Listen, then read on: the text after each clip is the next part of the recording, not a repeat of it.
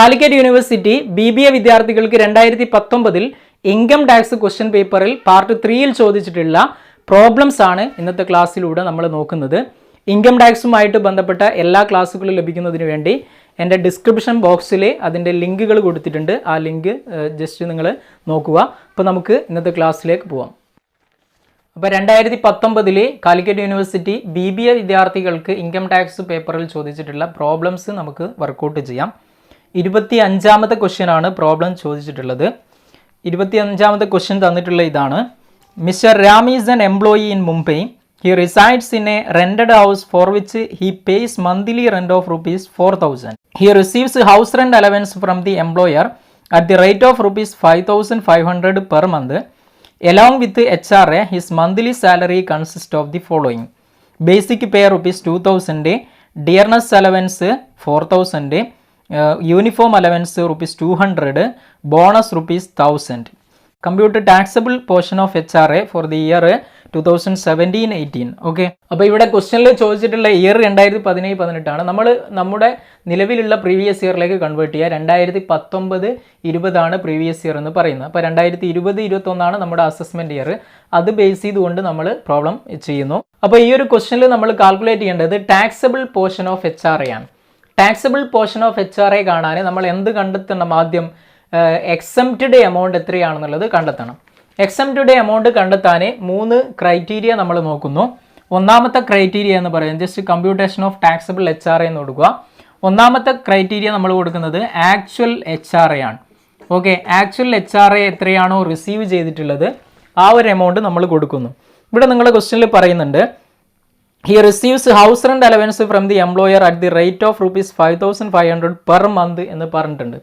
Okay, അപ്പോൾ 5,500 into 12 നമ്മൾ calculate ചെയ്യുന്നു. ഓക്കെ, 5,500 ഇൻറ്റു 12 കണ്ടു കഴിഞ്ഞാൽ നമുക്ക് എത്ര കിട്ടും? 66,000 എന്ന് എമൗണ്ട് കിട്ടും. ഓക്കെ, അതിനെ നമ്മൾ ഔട്ടർ കോളത്തിൽ കാണിക്കുന്നു. ദെൻ നെക്സ്റ്റ് രണ്ടാമത്തെ നമ്മൾ നോക്കേണ്ടത് എന്താണ്? റെൻറ്റ് പെയ്ഡ് ക്വസ്റ്റ്യനിൽ തന്നിട്ടുണ്ടെങ്കിൽ ആ ഒരു റെൻറ്റ് പെയ്ഡ് നോക്കുക. നമ്മുടെ ക്വസ്റ്റ്യനിൽ റെൻറ്റ് പെയ്ഡ് തന്നിട്ടുണ്ടല്ലോ. He pays monthly rent of rupees 4,000 എന്ന് പറഞ്ഞിട്ടുണ്ട്. ഓക്കെ, അപ്പോൾ 4,000 ആണ് മന്ത്ലി റെൻറ്റ് കൊടുക്കുന്നത്. അപ്പോൾ അത് ഇയർലിയിലേക്ക് കൺവേർട്ട് ആകുമ്പോൾ 4,000 ഇൻറ്റു 12 നമ്മൾ കാണുന്നു. അങ്ങനെ കണ്ടു കഴിഞ്ഞാൽ എത്ര കിട്ടും? 48,000 എന്ന് നമുക്ക് കിട്ടും. ഓക്കെ, ഈ റെൻറ്റ് പെയ്ഡിൽ നിന്നും എന്തിനെ മൈനസ് ചെയ്യണം? 10% ഓഫ് സാലറി മൈനസ് ചെയ്യുക. സാലറിയുടെ 10% മൈനസ് ചെയ്യുക. അതായത് സാലറി എന്ന് പറഞ്ഞു കഴിഞ്ഞാൽ ഇവിടെ ഏതാണ് വരുന്നത്? ബേസിക് സാലറി തന്നിട്ടുണ്ട് 2,000. ഇനി dearness allowance given under the terms of employment അല്ലെങ്കിൽ ഫോമിംഗ് പാർട്ട് ഓഫ് ദി പേ എന്നൊക്കെ തന്നിട്ടുണ്ടെങ്കിൽ അതിനെ നമ്മൾ എടുക്കണം. അതേപോലെ commission based on fixed percentage of turn over ഉണ്ടെങ്കിലും എടുക്കണം. ഇവിടെ നമ്മുടെ ക്വസ്റ്റനിൽ ഡിയർനെസ് അലവൻസ് ഉണ്ട്, പക്ഷേ അത് ഫോമിംഗ് പാർട്ട് എന്ന് പറഞ്ഞിട്ടില്ല. അപ്പോൾ നമ്മൾ ഏത് മാത്രമേ എടുക്കണ്ടൂ? സാലറി എന്നതിൽ ബേസിക് പേ മാത്രമേ എടുക്കണ്ടൂ. ബേസിക് പേ എത്രയാണ്? 2,000 ആണ്. അതിനെ ഇയർലിയിലേക്ക് കൺവേർട്ട് ആകുമ്പോൾ 2,000 ഇൻറ്റു 12 കണ്ടു കഴിഞ്ഞാൽ എത്ര വന്നു? 24,000 വരും. ആ 24,000ൻ്റെ 10% നമ്മൾ കാണേണ്ടത്. 24,000ൻ്റെ 10% നമ്മൾ കാണുന്നു. അപ്പോൾ നമുക്ക് എത്ര കിട്ടും? 2,400 എന്ന് കിട്ടും. അപ്പോൾ 48,000 നിന്നും 2,400 നമ്മൾ മൈനസ് ചെയ്യുന്നു. 48,000 മൈനസ് 2,400 കണ്ടു കഴിഞ്ഞാൽ നമുക്ക് എത്ര കിട്ടും? 45,600 എന്ന് കിട്ടും. അതിന് ഔട്ടർ കോളത്തിൽ കാണിക്കുക. ഇനി നെക്സ്റ്റ് മൂന്നാമത്തെ നമ്മൾ നോക്കുന്നത് 50% ഓർ 40% ആണ്. ഇവിടെ നിങ്ങളുടെ ക്വസ്റ്റ്യനിൽ Ram is N employee in Mumbai എന്ന് പറയുന്നുണ്ട്. മുംബൈ, കൊൽക്കത്ത, ഡൽഹി പോലെയുള്ള മെട്രോ സിറ്റീസ് ആണെങ്കിൽ ഇവിടെ 50% ആണ് എടുക്കേണ്ടത്. അല്ലാത്ത സിറ്റികളിൽ 40% ആണ്. ഇവിടെ 50% ആണ് മുംബൈ ആയതുകൊണ്ട്. ഇപ്പോൾ 50% ഓഫ് സാലറി നമ്മൾ എടുക്കുന്നു. സാലറി എത്രയാണ്? 24,000 നമ്മൾ കാൽക്കുലേറ്റ് ചെയ്തു. അതിൻ്റെ 50% കണ്ടു കഴിഞ്ഞാൽ എത്ര കിട്ടും? 12,000 എന്ന് എമൗണ്ട് കിട്ടും. ഇനി ഇതിൽ ഏറ്റവും ലീസ്റ്റ് എമൗണ്ട് ആണ് എന്ത്? എക്സംപ്റ്റഡ് വരുന്നത്. ഓക്കെ, ഈ 3 നമ്മൾ കാൽക്കുലേറ്റ് ചെയ്തു. 66,000, 45,600, 12,000. ഇതിൽ ലീസ്റ്റ് എമൗണ്ട് ആണ് എക്സംപ്റ്റഡ്. ലീസ്റ്റ് ഏതാണ്? 12,000 ആണ് ലീസ്റ്റ്. എന്താണ്?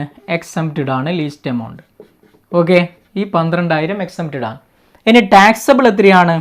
ടാക്സബിൾ ഈസ് ഈക്വൽ ടു എത്രയാണോ ആക്ച്വൽ എമൗണ്ട് എന്ന് നോക്കുക. 66,000 ആണ്. അതിൽ നിന്നും 12,000 എക്സംപ്റ്റഡ്, അതിനെ മൈനസ് ചെയ്യുക. ഓക്കെ, ആക്ച്വലി 66,000 അതിൽ നിന്നും 12,000 നമ്മൾ മൈനസ് ചെയ്യുന്നു. അപ്പോൾ നമുക്ക് എത്ര കിട്ടും? 54,000, 54,000 എന്ന് കിട്ടും. ഇതാണ് taxable portion of HR. Okay, then next 26ാമത്തെ ക്വസ്റ്റ്യൻ ചോദിച്ചിട്ടുള്ളത്, a company took a house on rent and allotted it to its employee. From the following information find out the value of perquisites of accommodation. Okay, rent paid for the year 60,000, salary 5 lakh, then next cost of furniture provided in the house 60,000, rent charged from employee per month 1,000. Okay, ഇത്രയുമാണ് നമ്മുടെ ക്വസ്റ്റ്യനിൽ തന്നിട്ടുള്ളത്. ഇവിടെ calculation നടത്തേണ്ട ഏതാണ്? Find out the value of perquisites of accommodation. അതായത് ഇവിടെ എന്താണ് വാല്യൂ ഓഫ് പെർക്വിസിറ്റ്സ്, ഇവിടെ എന്താണ് വാല്യൂ ഓഫ് RFA ആണ് കാൽക്കുലേറ്റ് ചെയ്യേണ്ടത്. റെന്റ് ഫ്രീ അക്കോമഡേഷൻ എന്ന് പറയുന്ന സംഭവമാണ് കാൽക്കുലേറ്റ് ചെയ്യേണ്ടത്. ഇവിടെ നിങ്ങൾ ശ്രദ്ധിക്കേണ്ടത്, ആദ്യം ഈ ഒരു റൂം ആരുടെ റൂമാണ്, അക്കോമഡേഷൻ ആരുടേതാണെന്ന് നോക്കണം. ആരാണ് പ്രൊവൈഡ് ചെയ്യുന്നത്? ഇവിടെ എംപ്ലോയർ ആണ് പ്രൊവൈഡ് ചെയ്യുന്നത്. പക്ഷെ എംപ്ലോയർ എങ്ങനെയാണ് കൊടുക്കുന്നത്? Company took house on rent എന്ന് പറഞ്ഞിട്ടുണ്ട്.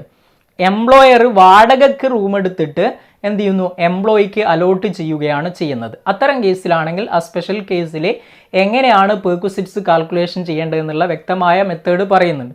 ഇതിനെക്കുറിച്ചൊക്കെ ക്ലാസ് ഞാൻ ഓൾറെഡി എടുത്തതാണ്. അതിൻ്റെ ലിങ്കുകൾ ഡിസ്ക്രിപ്ഷൻ ബോക്സിൽ കൊടുക്കാം. ഓക്കെ, അപ്പോൾ അവിടെ നിങ്ങൾ ശ്രദ്ധിക്കേണ്ടത് വാല്യൂ ഓഫ് പെർക്വിസിറ്റ്സ് ഇവിടെ കാണാനേ നമ്മൾ എടുക്കേണ്ടത് എന്താണ്? ആക്ച്വൽ, ഫസ്റ്റ് നമ്മൾ നോക്കേണ്ടത് ആക്ച്വൽ റെൻറ്റും അതേപോലെ തന്നെ 15% ഓഫ് സാലറിയും എടുക്കുന്നു. 15% ഓഫ് സാലറി. ഓക്കെ, ഇതിൽ ഏറ്റവും ലീസ്റ്റ് എമൗണ്ട് ഏതാണോ അതായിരിക്കും എന്ത്? വാല്യൂ ഓഫ് RFA എന്ന് പറയുന്നത്. നമ്മുടെ ക്വസ്റ്റനിൽ ആക്ച്വൽ റെന്റ് എത്രയാണ്? Rent paid by the employer എന്ന് പറഞ്ഞിട്ട് 60,000 കൊടുത്തിട്ടുണ്ട്. അത് ഇയർലി ആണ്, മന്ത്ലി ഒന്നും പറഞ്ഞിട്ടില്ല. 60,000 ഇയർലി ആണ്. ദെൻ നെക്സ്റ്റ് നമ്മൾ 15% ഓഫ് സാലറി ആണ് എടുക്കേണ്ടത്. സാലറി എത്രയാണ് ഇവിടെ? സാലറി എന്ന് പറഞ്ഞിട്ട് 5 lakh തന്നിട്ടുണ്ട്. അതിൻ്റെ 15% നമ്മൾ കാണുന്നു. 5 ലക്ഷത്തിൻ്റെ 15% നമ്മൾ കണ്ടെത്തി കഴിഞ്ഞാൽ എത്ര കിട്ടും? 75,000 എന്ന് കിട്ടും.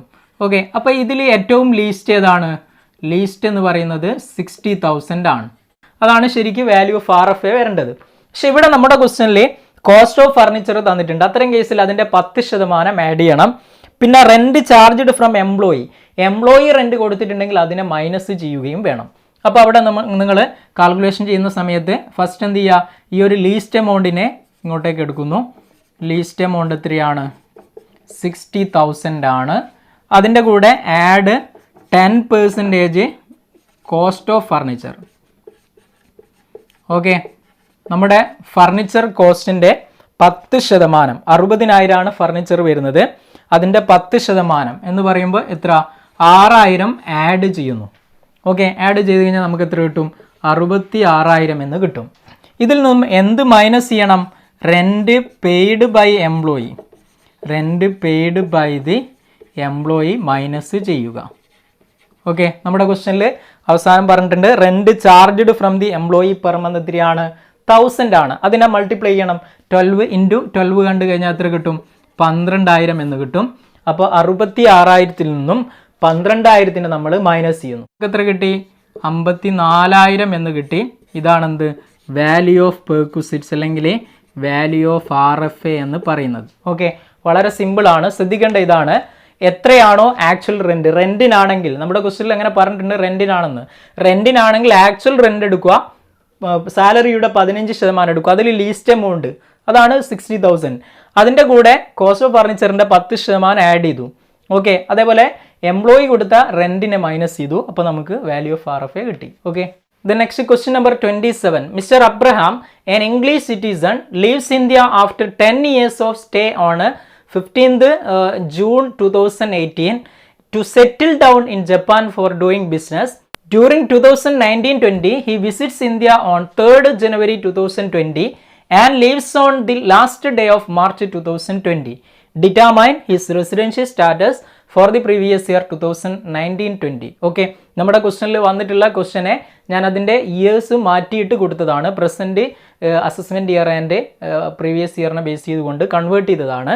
അപ്പോൾ ജസ്റ്റ് ക്വസ്റ്റൻ നോക്കൂ. ഇവിടെ നമ്മൾ കണ്ടെത്തേണ്ടതാണ് റെസിഡൻഷ്യൽ സ്റ്റാറ്റസ് ആണ് കണ്ടെത്തേണ്ടത്. ഓക്കെ, റെസിഡൻഷ്യൽ സ്റ്റാറ്റസ് നോക്കാൻ ഫസ്റ്റ് നമ്മൾ നോക്കേണ്ടത് എന്താണ്? പ്രീവിയസ് ഇയറിൽ അയാൾ ഇന്ത്യയിൽ എത്ര ഉണ്ട് എന്നുള്ളതാണ് നമ്മൾ നോക്കേണ്ടത്. നമ്മുടെ പ്രീവിയസ് ഇയർ 2019-20 ആണ്. ഓക്കെ, പ്രീവിയസ് ഇയറിൽ അയാൾ ഇന്ത്യയിലേക്ക് വരുന്നത് എപ്പോഴാണ്? നിങ്ങൾ ജസ്റ്റ് നോക്കുക. During 2019-20 he visits India on 3rd January 2020. Okay, ജനുവരി 3-നാണ് വരുന്നത്. ഓക്കെ, ജനുവരി 3-നാണ് അയാൾ ഇന്ത്യയിൽ വരുന്നത്. അപ്പോൾ മാർച്ച് 31 വരെ അയാൾ എന്തുണ്ട്? ഇന്ത്യയിലുണ്ട്. ലീവ്സ് ചെയ്യുന്നത് മാർച്ച് 31 ലാസ്റ്റ് ഡേ ആണ്. അപ്പോൾ ജനുവരിയിൽ അയാൾ ഇന്ത്യയിൽ എത്ര ദിവസം ഉണ്ടാവും? 29 ദിവസം ഇന്ത്യയിൽ ഉണ്ടാകും, 3-ാം തീയതി വന്നു കഴിഞ്ഞാൽ. ഓക്കെ, ദെൻ ഫെബ്രുവരിയിൽ അയാൾ എത്ര ദിവസം ഇന്ത്യയിൽ ഉണ്ടാവും? 2020-ലാണ്. 2020 എന്ന് പറയുമ്പോൾ ലീപ്പ് ഇയർ ആണ്, അവിടെ 29 ദിവസം ഉണ്ടാവും. ഇനി മാർച്ചിൽ എത്ര ദിവസം ഉണ്ടാവും? 31 ദിവസം ഇന്ത്യയിൽ അയാൾ ഉണ്ടാകും. ഓക്കെ, അങ്ങനെ നമ്മൾ നോക്കിക്കഴിഞ്ഞാൽ 89 ദിവസം അയാൾ ഇന്ത്യയിൽ ഉണ്ടാവും. അങ്ങനെ ടോട്ടൽ നോക്കിക്കഴിഞ്ഞാൽ അയാൾ പ്രീവിയസ് ഇയറിൽ ഇന്ത്യയിലുള്ളത് എത്ര ദിവസമാണ്? 89 ഡേയ്സ് ആണ്. അപ്പോൾ ഇവിടെ നമ്മുടെ ഫസ്റ്റ് ബേസിക് കണ്ടീഷൻ സാറ്റിസ്ഫൈഡ് അല്ല. ഓക്കെ, എന്താണ്? 182 ഡേയ്സ് ഇന്ത്യയിൽ പ്രീവിയസ് ഇയറിൽ ഉണ്ടാകണം. എന്നാൽ അങ്ങനെ ഇല്ലെങ്കിലും നമുക്ക് പ്രീവിയസ് ഇയറിൽ 60 ദിവസം ഉണ്ടായാലും പരിഗണിക്കാൻ പറ്റും. പ്രീവിയസ് ഇയറിൽ 60 ദിവസവും ആ പ്രീവിയസ് ഇയറിൻ്റെ തൊട്ട് മുമ്പുള്ള 4 വർഷം, അതായത് 2019-20 ആണ് നമ്മുടെ പ്രീവിയസ് ഇയർ. ഓക്കെ, ഇതിൻ്റെ തൊട്ട് മുമ്പുള്ള പ്രീവിയസ് ഇയേഴ്സ് എന്ന് പറയുമ്പോൾ 18-19, ദെൻ 2017-18, 2016-17, 2015-16. ഓക്കെ, പ്രീവിയസ് ഇയറിൻ്റെ തൊട്ട് മുമ്പുള്ള 4 വർഷം. ഈ 4 വർഷത്തിൽ അയാൾ ഇന്ത്യയിൽ എത്ര ദിവസം ഉണ്ടാവണം? 365 ദിവസം ഇന്ത്യയിൽ ഉണ്ടാകണം. ഓക്കെ, രണ്ടാമത്തെ ബേസിക് കണ്ടീഷൻ ഇതാണ്. പ്രീവിയസ് ഇയറിൽ 60 ദിവസവും അതിൻ്റെ പ്രീവിയസ് ഇയറിൻ്റെ തൊട്ട് മുമ്പുള്ള 4 വർഷത്തിൽ 365 ദിവസവും ഇന്ത്യയിൽ ഉണ്ടായിരിക്കണം. പ്രീവിയസ് ഇയറിൽ 89 ദിവസം ഉണ്ട്, അപ്പോൾ 60 ദിവസം കൂടുതലാണ്. ഇനി പ്രീവിയസ് ഇയറിൻ്റെ തൊട്ട് മുമ്പുള്ള 4 വർഷത്തിൽ 365 ദിവസം ഉണ്ടോ എന്ന് നോക്കണം. ഇയാൾ ഇന്ത്യയിൽ വരുന്നത് mister Abraham, an English citizen, leaves in India after 10 years of stay on 15th June 2018. Okay, 2018 ജൂണിൽ അയാൾ പോകുന്നുണ്ട്. പക്ഷെങ്കിൽ എത്ര വർഷം നാട്ടിൽ നിന്നിട്ടാണ്? ഇവിടെ നിന്നിട്ടാണ് 10 വർഷം നിന്നിട്ടാണ്. ഓക്കെ, പ്രീവിയസ് ഇയർ ഇതിന്റെ മുമ്പുള്ള വർഷങ്ങളിൽ 10 വർഷം അയാൾ ഇന്ത്യയിലുണ്ട്. അപ്പോൾ 365 ദിവസം എന്തായാലും ഉണ്ട്. ബേസിക് കണ്ടീഷനിലുള്ള രണ്ടാമത്തെ ബേസിക് കണ്ടീഷൻ സാറ്റിസ്ഫൈഡ് ആണ്. ഏതെങ്കിലും ഒരു ബേസിക് കണ്ടീഷൻ സാറ്റിസ്ഫൈഡ് ആയാൽ അയാൾ എന്താണ്? റെസിഡന്റ് ആണ്. ഇനി ഓർഡിനറി ആണോ നോട്ട് ഓർഡിനറി ആണോ എന്ന് നോക്കാൻ അഡീഷണൽ കണ്ടീഷൻ സാറ്റിസ്ഫൈ ചെയ്യണം. അഡീഷണൽ കണ്ടീഷൻ എന്താണ്? പ്രീവിയസ് ഇയറിന്റെ തൊട്ട് മുമ്പുള്ള 10 വർഷത്തിൽ 2 വർഷം റെസിഡന്റ് ആകണം. ഇവിടെ അയാൾ 10 വർഷം ഇയാൾ എന്ത് ചെയ്യുന്നുണ്ട്? ഇന്ത്യയിലുണ്ട്, പ്രീവിയസ് ഇയറിന്റെ തൊട്ട് മുമ്പുള്ള വർഷങ്ങളിൽ. ഓക്കെ, അപ്പോൾ എന്തായാലും ആ ഒരു അഡീഷണൽ കണ്ടീഷൻ സാറ്റിസ്ഫൈഡ് ആണ്. രണ്ടാമത്തെ 7 ഇയേഴ്സിൽ 730 ഡേയ്സ് അതും എന്താണ്? സാറ്റിസ്ഫൈഡ് ആണ്. അപ്പോൾ ഇയാൾ ആരായിരിക്കും? ഇയാൾ ഓർഡിനറി റെസിഡന്റ് ആയിരിക്കും. Mister Abraham is ordinary resident. Okay, ordinary resident ആണ്. He's ordinary resident in India. Okay അല്ലേ? ഇനി അടുത്ത question number 28. Mister Jose availed a loan of ₹10 lakh in 1983-84 for the construction of a house. Later he took extension loan for the house twice ₹70 lakhs in 1989-90 and 3 lakh in 1998-1999. He sold the property in January 2018 for ₹75 lakhs. Selling commission amounted to ₹75,000. Compute capital gain assuming that the fair market value of the house on 1/4/2001 was ₹30 lakhs. Okay, ഇവിടെ നമ്മൾ കാണേണ്ടത് എന്താണ്? Capital gain ആണ് കാണേണ്ടത്. Capital gain ആണ് calculate ചെയ്യേണ്ടത്. ഇവിടെ നമ്മുടെ ക്വസ്റ്റ്യനിൽ 2018 സെയിൽ ചെയ്യുന്നത്. അത് ജസ്റ്റ് നിങ്ങൾ മാറ്റിയിട്ട് 2020 ജനുവരി എന്ന് ക്വസ്റ്റ്യനിലേക്ക് മാറ്റുക. നമ്മുടെ പ്രസൻറ്റ് ഇയറിനെ ബേസ് ചെയ്തുകൊണ്ട് അവിടെ ജനുവരി 2020 എന്ന് വെച്ചുകൊണ്ട് നമുക്ക് ക്വസ്റ്റ്യൻ വർക്കൗട്ട് ചെയ്യാം. ഓക്കെ, 2020 എന്ത് ചെയ്യുന്നത്? സെയിൽ ചെയ്യുന്നത് വെക്കുക. അപ്പോൾ ഫസ്റ്റ് നമ്മൾ ഇവിടെ എടുക്കേണ്ടത് എന്താണ്? ഫുൾ വാല്യൂ ഓഫ് കൺസിഡറേഷൻ ആണ്. ക്യാപിറ്റൽ ഗെയിൻ കാൽക്കുലേറ്റ് ചെയ്യാൻ ആദ്യം നമ്മൾ എന്ത് കൊടുക്കുന്നു? ഫുൾ വാല്യൂ ഓഫ് കൺസിഡറേഷൻ എത്രയാണെന്നുള്ളത് കൊടുക്കുന്നു. ഓക്കെ, ക്വസ്റ്റ്യനിൽ ഫുൾ വാല്യൂ ഓഫ് കൺസിഡറേഷൻ എന്ന് പറയുന്നത്, അതായത് എത്ര പൈസക്കാണ് വിൽക്കുന്നത്? 75 lakhs വിൽക്കുന്നത്. 75 lakhs. Okay, and selling commission എത്രയാണ്? അതിൽ നിന്ന് കമ്മീഷൻ മൈനസ് ചെയ്യുന്നു. കമ്മീഷൻ എത്രയാണ്? 75,000 ആണെന്ന് പറഞ്ഞിട്ടുണ്ട്. ആ കമ്മീഷനെ മൈനസ് ചെയ്യുക. അപ്പോൾ നമുക്ക് എന്ത് കിട്ടും? നെറ്റ് കൺസിഡറേഷൻ കിട്ടും. ഓക്കെ, കമ്മീഷൻ മൈനസ് ചെയ്ത് കഴിഞ്ഞാൽ നെറ്റ് കൺസിഡറേഷൻ്റെ എമൗണ്ട് കിട്ടും. അതായത് 74,24,000 എന്ന് എന്ത് കിട്ടും? നെറ്റ് കൺസിഡറേഷൻ കിട്ടും. ഓക്കെ അല്ലേ? ഇനി നമ്മൾ ഇതിൽ നിന്നും എന്തിനെ മൈനസ് ചെയ്യണം? Indexed cost. കാരണം ഇതെന്താണ്? ലോങ് ടേം ആണ്. അതുകൊണ്ട് തന്നെ ലോങ് ടേം ആയതുകൊണ്ട് തന്നെ ഇൻഡെക്സ്ഡ് കോസ്റ്റ് ഓഫ് അക്വിസിഷൻ ആണ് മൈനസ് ചെയ്യേണ്ടത്. Indexed cost of acquisition minus ചെയ്യുന്നു.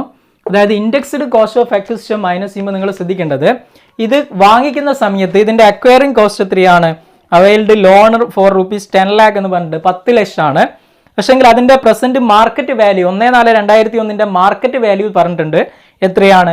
30 lakh ആണ്. അപ്പോൾ അവിടെ നമ്മൾ എടുക്കേണ്ടത് മാർക്കറ്റ് വാല്യൂ അതേപോലെ തന്നെ നേരത്തെയുള്ള ഒറിജിനൽ വാല്യൂ തമ്മിൽ കമ്പയർ ചെയ്തിട്ട് മാർക്കറ്റ് വാല്യൂ വരുമ്പോൾ ഏതാണോ കൂടുതൽ വരുന്നത് ഹയസ്റ്റ് വാല്യൂ അതാണ് എടുക്കേണ്ടത്. ഓക്കെ, അപ്പോൾ ഇവിടെ എന്താണ്? 10 lakh ആണ് ഒന്നുള്ളത്, മറ്റൊന്നുള്ളത് എന്താണ്? 30 lakhs ആണ്. ഓക്കെ, ഇതിൽ ഏറ്റവും കൂടുതൽ വരുന്ന ഏതാണ്? ഇതാണ്. അപ്പോൾ നമ്മൾ 30 lakhsനെ ബേസ് ചെയ്തുകൊണ്ടാണ് എന്ത് ചെയ്യേണ്ടത്? ഇൻഡെക്സ് കാൽക്കുലേറ്റ് ചെയ്യേണ്ടത്. 30 lakhs ഇൻറ്റു എത്രയാണ്? എപ്പോഴാണ് നമ്മൾ സെയിൽ ചെയ്യുന്നത്? 2020 ആണ്. 2019-20 ഇൻഡെക്സ് വരുന്നത് എത്രയാണ്? 289 ആണ്. ഡിവൈഡഡ് ബൈ മാർക്കറ്റ് വാല്യൂ ആണ് നമ്മൾ എടുക്കുന്നത്. മാർക്കറ്റ് വാല്യൂ വരുമ്പോൾ 2001 ബേസ് ഇയർ ആയിട്ട് നമ്മൾ എടുക്കും. 100 ആണ്. അതിന് മുമ്പുള്ള എല്ലാ വർഷത്തെയും 100 ആണ്. ഡിവൈഡ് ബൈ 100 കാണുന്നു. ഓക്കെ, അപ്പോൾ ഇത് കണ്ടെത്തി കഴിഞ്ഞാൽ നമുക്ക് എത്ര കിട്ടും? 86,70,000 എന്ന് എമൗണ്ട് കിട്ടും വർക്കൗട്ട് ചെയ്ത് കഴിഞ്ഞാൽ. ഇനി ഈ ഒരു നെറ്റ് കൺസിഡറേഷനിൽ നിന്നും indexed cost of acquisition minus ചെയ്യുന്നു. ഇതിനെ മൈനസ് ചെയ്ത് കഴിഞ്ഞാൽ നമുക്ക് കിട്ടുന്ന 12,45,000 ആണ് എന്ത്? ലോങ് ടേം ക്യാപിറ്റൽ ലോസ് എന്ന് പറയുന്നത്. ഇവിടെ ലോസ് ആണ്. Okay, long term capital loss ആണ് കിട്ടുന്നത്. ഇനി ഇവിടെ നിങ്ങൾ ശ്രദ്ധിക്കേണ്ടത് ഇൻഡെക്സ്ഡ് കോസ്റ്റ് ഓഫ് അക്വിസിഷനും ഇൻഡെക്സ്ഡ് കോസ്റ്റ് ഓഫ് ഇംപ്രൂവ്മെൻറ്റും. ഇവിടെ ഇംപ്രൂവ്മെൻറ്റ് ശരിക്കും നടക്കുന്നുണ്ട്. Later he took extension loan for rupees 70 lakhs അതേപോലെ തന്നെ 3 lakh പറഞ്ഞിട്ടുണ്ട്. പക്ഷേ ഇവിടെ ശ്രദ്ധിക്കേണ്ടത് കോസ്റ്റ് ഓഫ് ഇംപ്രൂവ്മെൻറ്റ് ബിഫോർ 2001 മുകളിലുള്ള കോസ്റ്റ് ഓഫ് ഇംപ്രൂവ്മെൻറ്റിനെ നമ്മൾ എന്ത് ചെയ്യേണ്ട? 2001-2 മുമ്പുള്ള കോസ്റ്റ് ഓഫ് ഇംപ്രൂവ്മെൻറ്റിനെ നമ്മൾ കൺസിഡർ ചെയ്യേണ്ട ആവശ്യമില്ല. അപ്പോൾ അതിനിവിടെ കാണിക്കേണ്ട ആവശ്യമില്ല എന്നുള്ളതാണ്. അപ്പോൾ ഇത്രയും ക്വസ്റ്റ്യൻസ് ആണ് പാർട്ട് 3 പ്രോബ്ലംസ് ആയിട്ട് വന്നിട്ടുള്ളത്. പാർട്ട് 4 വരുന്ന പ്രോബ്ലംസ് നമുക്ക് അടുത്ത ക്ലാസ്സിൽ ഡിസ്കസ് ചെയ്യാം. ഓക്കെ.